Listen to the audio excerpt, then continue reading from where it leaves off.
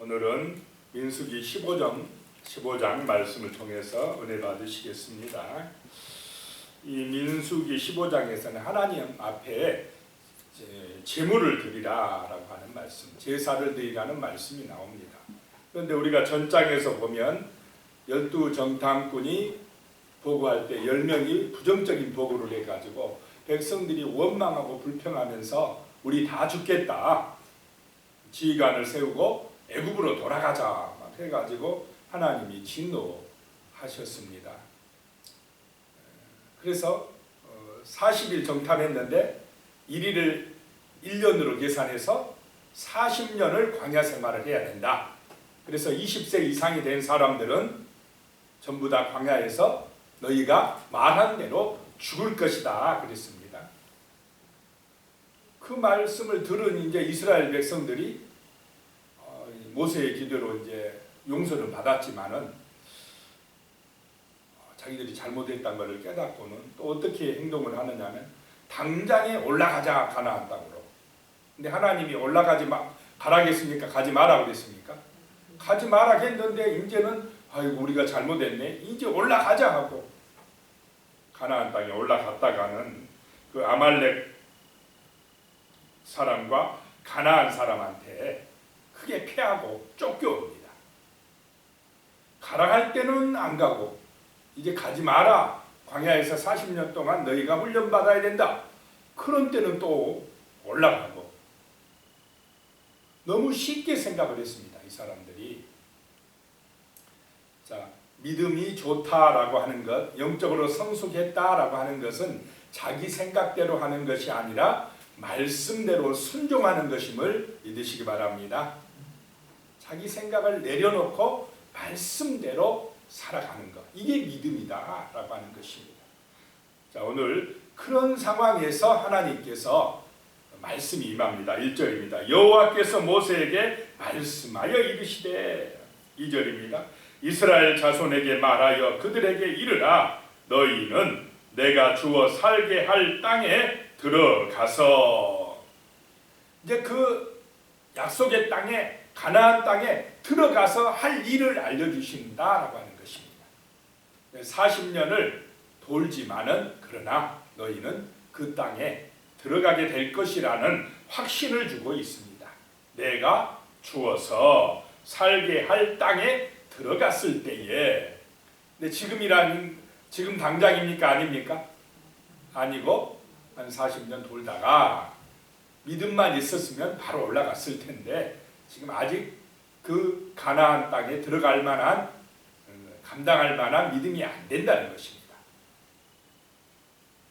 3절에요. 여호와께 화제나 번제나 서원을 갚는 제사나 낙헌제나 정한 절기에 소나 양을 여호와께 향기롭게 드릴 때에, 갑자기 하나님 앞에 제사 드리는 방법을 알려주고 너희가 가나안 땅에 들어갔을 때에 이런 방법대로 하나님 앞에 제사를 드리라 라고 말씀을 하고 있습니다.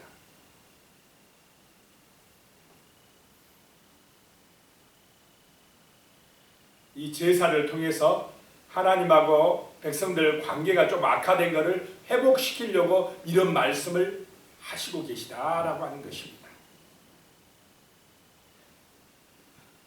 범죄함으로 인하여 멀어진 관계를 회복시켜주는 게 뭐냐? 하나님 앞에 드리는 제사인 줄로 믿으시기 바랍니다. 제사. 그래서 이 예배를 통하여 회복하라 이런 말씀입니다. 4절에요. 그러한 헌물을 드리는 자는 고운 가루 10분의 1, 여기 에바 10분의 1입니다.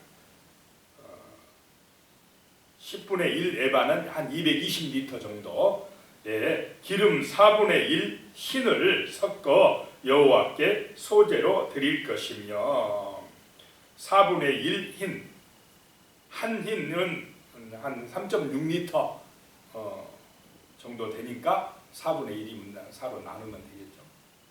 섞어 여호와께 소제로 드릴 것이며, 또 5절에요. 번제나 다른 제사로 드리는 제물이 어린 양이면 전제로, 포도주 4분의 1 흰을 준비할 것이요. 전제는 부어드리는 제사를 전제라고 말씀합니다. 이렇게 하나님 앞에 제사를 드리는 그 방법을 알려주면서 너희가 약속의 땅 가나안 땅에 들어가면 이렇게 하나님 앞에 제사를 드려라 라고 말씀을 하고 있습니다.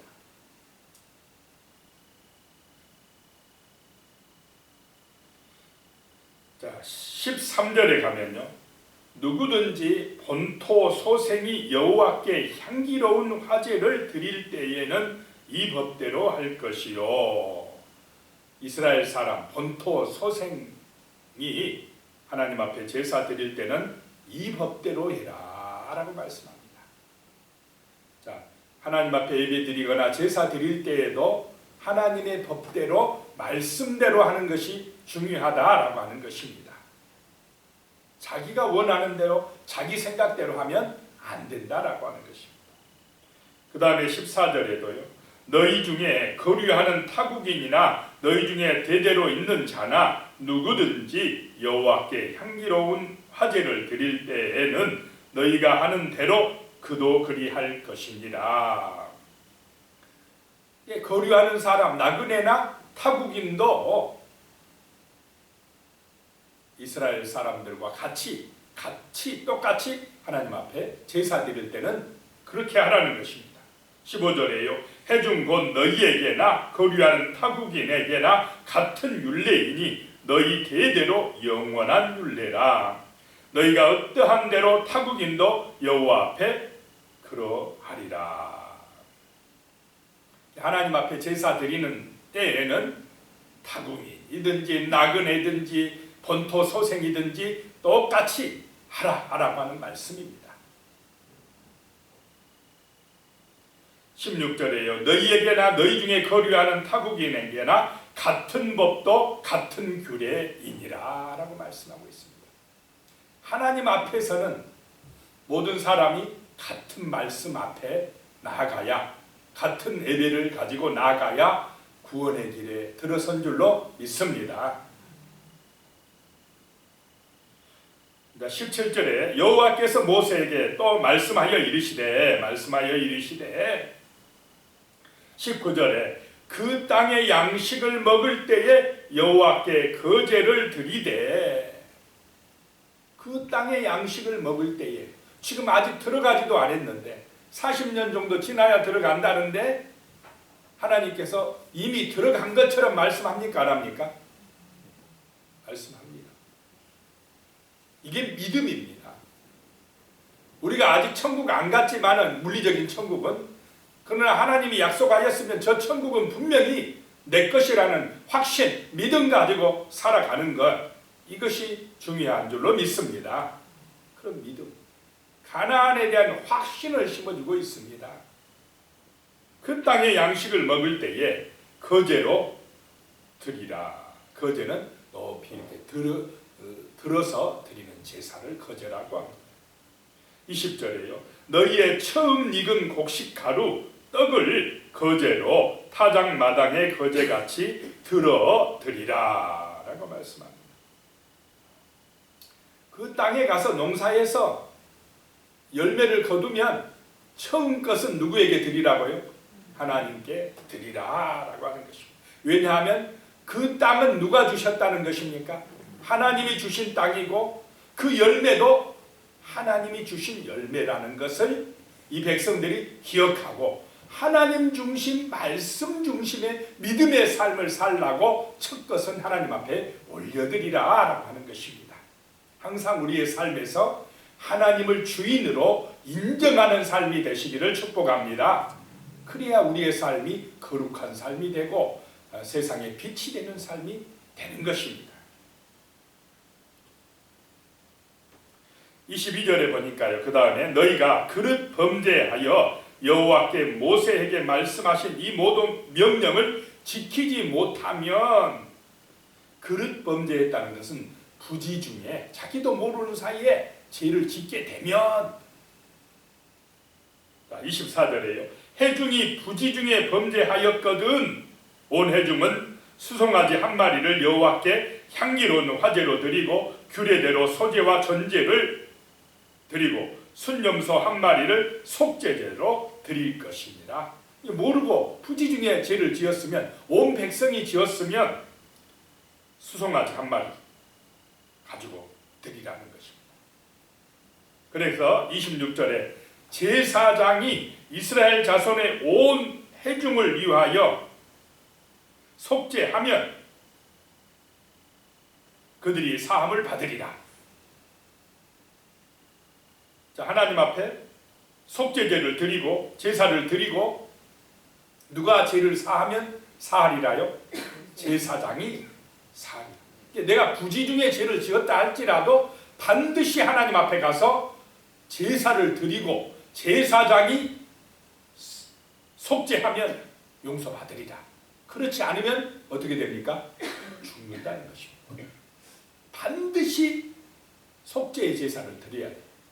자, 오늘 이 시대에도 이제는 구약의 제사가 아니라 누가 제사장입니까?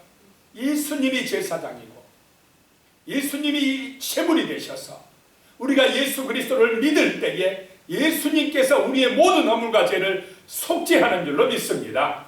이 속죄의 제사를 드려야 된다는 것입니다. 그래야 용서받는다라고 하는 것입니다. 예수 앞으로 가야 됩니다. 내 힘으로 내 능력으로는 안 된다는 것입니다. 부지 중에 죄를 지었을 때 이렇게 하라는 것입니다. 27절에 만일 한 사람이 부지 중에 범죄하면 1년 된 암염소로 속죄제를 드릴 것이요. 28절에 제사장은 그 부지 중에 범죄한 사람이 부지 중에 여호와 앞에 범죄를 위하여 속죄하여 그 죄를 속할지니 그리하면 사함을 얻으리라. 한 개인이 부지 중에 죄를 지었어도 하나님 앞에 나가서 제사 드리고 제사장이 속죄하면 사함 받으리라 라고 말씀합니다. 자, 30절에 이것은 본토이든지 타국인이든지 갖고, 여기서는 또 무슨 죄가 나오냐면 30절에 고의로 무엇을 범하면 누구나 여호와를 비방하는 자니 그 백성 중에서 끊어질 것이라. 자, 이 부지 중에 죄를 지은 게 아니고 계획적으로 고의로 죄를 지으면 본토이든지 타국이든지 어떻게 한다고요? 끊어지리라. 이거는 제사로 해결이 안 돼요. 고의로 지으면, 부지 중에 지으면 용서받지만은 고의적으로 계획적으로 악한 짓을 하면 끊어지리라 라고 말씀하고 있습니다. 왜 그러냐? 31절에 그런 사람은 여호와의 말씀을 멸시하고 그의 명령을 파괴하였은즉 그의 죄악이 자기에게로 돌아가서 온전히 끊어지리라. 고의로 죄짓는 것은 말씀을 멸시하는 것, 명령을 파기하는 것이기 때문에 끊어진다라고 말씀하고 있습니다. 그 다음에 이제 32절부터 36절까지는 안식일에 대한 말씀이 나옵니다. 안식일을 거룩히 지키라. 어떤 사람이 안식일에 나무하다가 발견됐는데 어떻게 해야 될지를 몰라요. 이게 안식일을 범했는지 안 했는지를 모릅니다. 그러니까는 일단 가둬놓고 물어봤습니다. 기도했는데 하나님께서 모세에게 말씀하시기를 돌로 쳐서 죽이라. 이렇게 하나님의 말씀이 떨어졌습니다.